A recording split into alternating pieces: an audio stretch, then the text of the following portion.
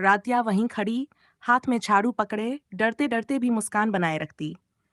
उसने हर रोज की तरह इस घर की सफाई में अपना योगदान दे दिया था, क्योंकि उसे पता था कि यही उसका तरीका है इस घर में जगह बनाने का।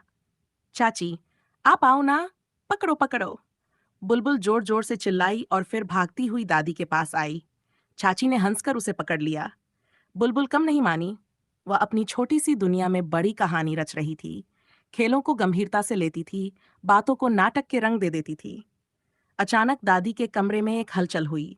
रात्या डरकर दौड़ी। दादी दादी, आप ठीक हैं? उसने झट से दादी का हाथ थामा। दादी की आंखें खुलीं, थरी थरी मुस्कान उनके होंठों पर आई। अरे मेरी राधे, तुम इतनी फिक्रमंद क्यों बैठी हो? दादी बोली, पर आवाज में थकान थी। रजनी अपने अंदर छुपी चिंता को छिपाते हुए आई। ओमकार के साथ हुई बातचीत की चिंता उसके चेहरे पर थी।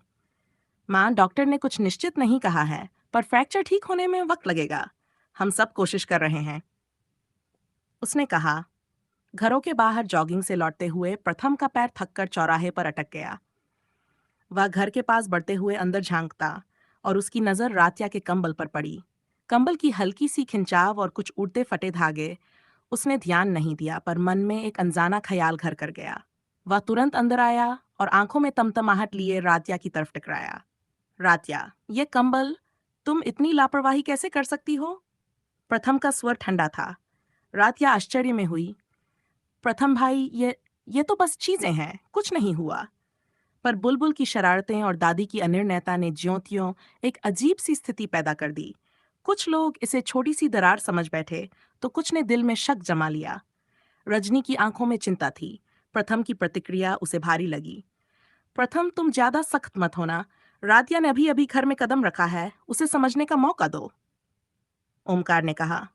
पर प्रथम के चेहरे पर छलकती अनिश्चितता कुछ और ही संकेत दे रही थी। उस रात परिवार ने मिलकर दिवाली की तैयारी की बात की। दादी ने कहा, हम सब साथ चलेंगे, रिसोर्ट चलेंगे, पानी में मैं फिर से तैरूंगी, तुम्हें दिखा दूंगी। उसकी आंखें चमकीं। वही पुरानी तैराकी की वे यादें जो उसे मुस्कुराने पर मजबूर कर देती थीं। सबने मिलकर यह तय किया कि दादी की हिम्मत जगाने के लिए यह अच्छा समय है। अगले दिन सुबह से ही घर में हलचल बढ़ी। सफाई, सजावट, दादी के पुराने मेटल बॉक्स जिसमें उसके स्विमिंग के मेडल थे, सब कुछ निकालकर धुला धुला सा चमक रहा था। बुलबुल और रातिया मिलकर दादी के मेडल देखते, दादी की आंखों में गौरव की झिलमिलाहट लौट आई। मैंने तुम लोगों से कहा था ना, मेहनत और इरादे से कुछ भी संभव है, दादी बोली और अपने पुराने स्विमिंग के किस्से सुनाने लगीं। घर के लोग ध्यान से सुन रहे थे। दादी की आवाज में एक नई ऊर्जा आ रही थी, पर घर की सुखद माहौल में भी तनाव कहीं छुपा बैठा था। प्रथम का मन घबराया हुआ था। वह रातिया से दूर रहकर अपने ही विचारों में उलझा। वह बातों का मतलब खंगाल रहा था। क्या रातिया सच में उसे धोखा दे रही थी, या यह सिर्फ एक मिसअंडरस्टैंडिंग है? इसी बीच बुलबुल की किसी शरारत ने सबका ध्यान खींचा।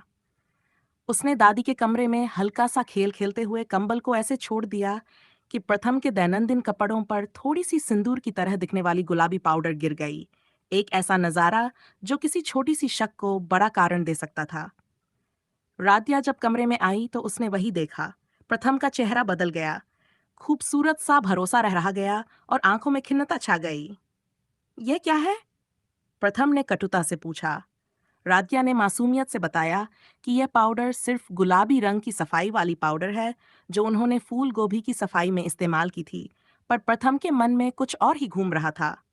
तुम्हें समझना पड़ेगा प्रथम, यहाँ सब कुछ इतने जल्दी नहीं होता, रजनी ने धीरे से कहा। पर प्रथम अब सुनना नहीं चाहता था। घर में एक क्षणिक चुप्पी छा गई, पर दादी के चेहरे पर एक दृढ़ निश्चय उभर आया। उसने कमर संभाली, चटाई पर थोड़ा सा पैरों को मोड़ा और धीरे धीरे उठने की कोशिश की। पूरे परिवार की निगाहें उस पर केंद्रित थीं। उसकी सांसें तेज, पर आंखों में चमक थी। रातिया तुरंत उसके पास खड़ी हुई और उसे सहारा दिया। दादी, हम आपके साथ हैं, चलिए कोशिश करते हैं। बुलबुल ने भी हाथ बढ़ाया। दादी ने सबका हाथ थामकर सांसें गहरी लीं और धीरे धीरे वह उठी, एक एक कदम जैसे किसी नई शुरुआत की गवाही दे रहे हों। दादी ने पहली बार बिना व्हीलचेयर के कुछ कदम तय किए, पर उनका कदम लड़खड़ा गया तो सबने संभाल लिया। उस पल घर में एक अजीब सा सन्नाटा टूट गया। सबकी आंखों में एक नई चमक थी। रातिया की आंखों में आंसू थे, पर वे आंसू खुशी के थे, क्योंकि उसने देखा कि उसके इरादे सच थे और दादी ने उसे अपनाया था। रजनी की चिंता हल्की हुई। ओमकार ने दादी को शांत करते हुए कहा, हम देख रहे हैं माँ, धीरे धीरे। दादी ने हंसकर कहा, देखा, मेहनत और चाहत से सब कुछ संभव है। प्रथम खिड़की के पास खड़ा था, बाहर की ठंडी हवा उसके चेहरे से टकरा रही थी। उसने अंदर लौटकर दादी की ओर देखा। उसकी आंखों में कुछ नरमी आई, पर एक अनसुलझा सवाल अभी भी दिल में था। वह राधिया के पास गया और थोड़ी देर बाद उसने खुद से कहा, शक वाजिब नहीं होने देना चाहिए, पर सच्चाई को भी नजरअंदाज नहीं कर सकता। उसने ठान लिया कि वह खुद सब कुछ समझेगा, खामोशी से, बिना किसी पर जल्दी फैसला किए। एपिसोड के आखिरी हिस्से में परिवार ने मिलकर दिवाली की छोटी सी तैयारी पूरी की। घर में दिए जल उठे, दादी की स्मृतियां और रात्या की मेहनत का सम्मान हुआ। बुलबुल ने चॉकलेट की उम्मीद में अपने शरारती हाथ थपथपाए और दादी ने मुस्कुराकर सबको मिठाई बांटी। लेकिन पर्दा गिरते ही स्क्रीन पर थम की एकाकी छाया बोर्ड पर उभर आती है। उसकी आंखों में सवाल और मन में एक संकल्प कि वह सच का पता लगाकर रहेगा। घर में खुशियां लौटी थीं, पर कहीं न कहीं एक छोटी सी दरार अभी भी थी, जिसे समय और समझ ही भर पाएगा। दादी की हिम्मत ने सबको जोड़ दिया। राधिया ने परिवार के दिल में अपनी जगह मजबूत की और बुलबुल की मासूमियत ने घर को हल्के फुल्के रंगों से भर दिया। राधिया ध्यान से देख रही थी। पिछले कुछ हफ्तों में उसने महसूस किया था कि दादी अक्सर व्हील चेयर पर बैठती हैं, भले ही उनके पैर धीरे धीरे ठीक हो रहे हों। राधिया के मन में सवाल उठे, दादी आप तो ठीक हो रही हैं, फिर भी व्हील चेयर क्यों? राधिया ने धीरे धीरे अपने अंदाज में यह रहस्य जानने की कोशिश करने का निर्णय लिया।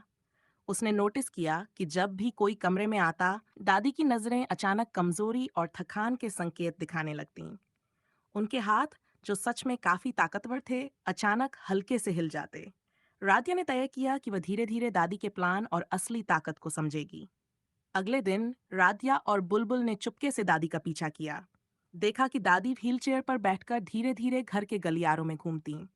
लेकिन हर बार जब कोई आता, वह अचानक व्हीलचेयर को थोड़ा पीछे खींचकर ऐसा दिखाती कि जैसे उनके पैर बिल्कुल काम नहीं कर रहे। राधिया ने सोचा, दादी ये क्यों कर रही हैं? कुछ समय बाद राधिया ने देखा कि दादी जब अकेली होती तो व्हीलचेयर छोड़कर धीरे धीरे कमरे के बीचों बीच चलती। उनके कदम मजबूत और नियंत्रित थे। राधिया चौंक गई। तो ये सब दिखावा था? उसने धीरे धीरे खुद से कहा। दादी की चालाकी केवल अपने दर्द या कमजोरी को छुपाने के लिए नहीं थी। रात्या ने धीरे धीरे समझा कि दादी का असली उद्देश्य था घर में शांति और नियम बनाए रखना।